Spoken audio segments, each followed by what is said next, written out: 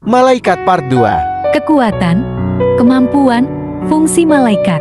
Malaikat mengungguli manusia dalam hal pengetahuan, pembelajaran, kekuatan dan kemampuan. Karena kesempurnaan sifatnya, mereka mampu meramalkan peristiwa-peristiwa yang tak terelakkan di masa depan. Mereka mempunyai kebijaksanaan yang luas namun tidak maha tahu. Hanya Tuhan yang maha tahu.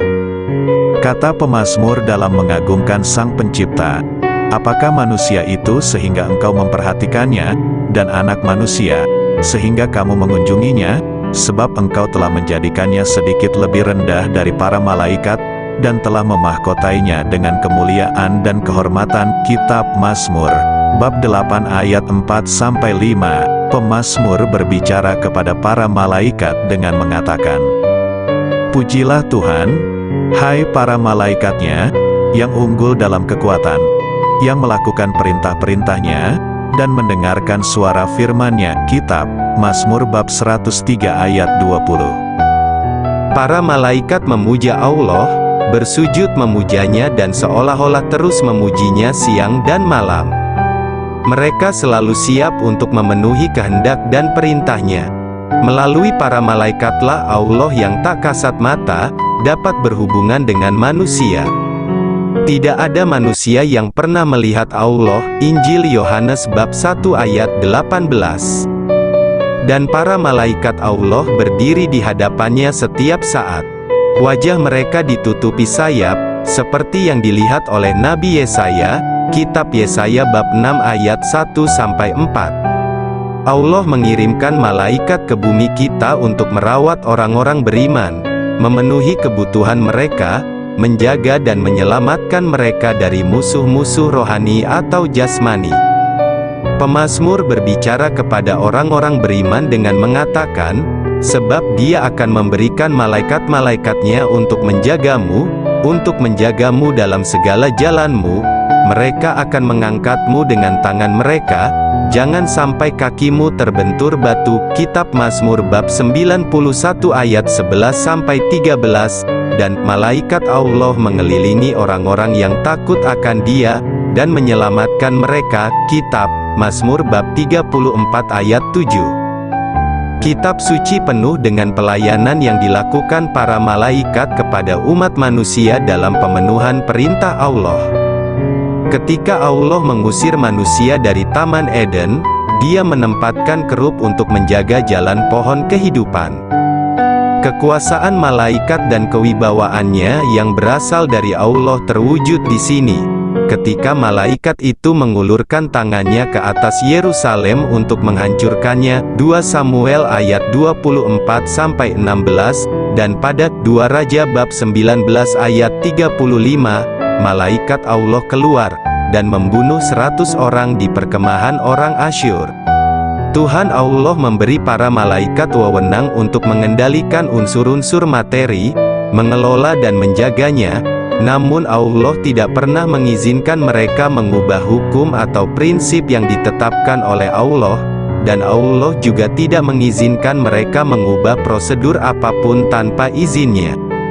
Tidak ada hambatan materi atau manusia, tidak ada kekuatan atau hukum alam yang dapat menghalangi pemenuhan tugas yang diberikan Allah kepada malaikat. Allah mengutus malaikatnya kepada hamba-hambanya Sadrah, Mesah dan Abednego dan melepaskan mereka dari tungku api di Babel. Kitab Daniel bab 3 ayat 25-28, dengan menjadikan api tidak berdaya. Allah juga melepaskan hambanya Daniel dari gua singa. Allahku telah mengutus malaikatnya, dan telah menutup mulut singa-singa itu, sehingga mereka tidak menyakiti aku seperti sebelum dia ditemukan kepolosan dalam diriku. Daniel bab 6 ayat 22. Dalam Perjanjian Baru kita membaca dalam Kisah Para Rasul bagaimana imam besar Yahudi dan orang-orang Saduki meletakkan tangan mereka atas para rasul dan memasukkan mereka ke dalam penjara umum, dan bagaimana malaikat Allah pada malam hari membuka pintu penjara dan mengeluarkan mereka dan berkata, pergilah berdiri dan berbicaralah di bait suci kepada orang-orang segala perkataan hidup ini. Kisah Para Rasul bab 5 ayat 19-20. Ketika Raja Herodes menangkap Rasul Petrus, dia memasukkannya ke dalam penjara dan menyerahkannya kepada 4 prajurit kuatrin untuk menjaganya. Petrus sedang tidur di antara 2 prajurit yang diikat dengan 2 rantai. Dan para penjaga di depan pintu menjaga penjara itu. Dan lihatlah, malaikat Tuhan mendatangi dia, dan sebuah cahaya bersinar di dalam penjara. Dan dia memukul pinggang Petrus, dan membangunkannya, sambil berkata, "Bangunlah segera."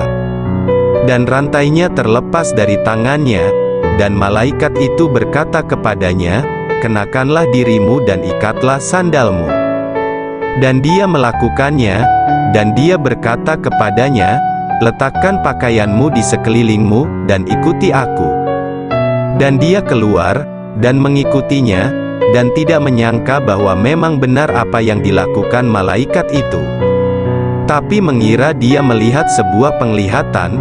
Ketika mereka melewati bangsal pertama dan kedua, mereka sampai pada gerbang besi yang menuju ke kota, yang terbuka bagi mereka atas kemauannya sendiri, dan mereka keluar, dan melewati satu jalan, dan segera malaikat itu berangkat darinya.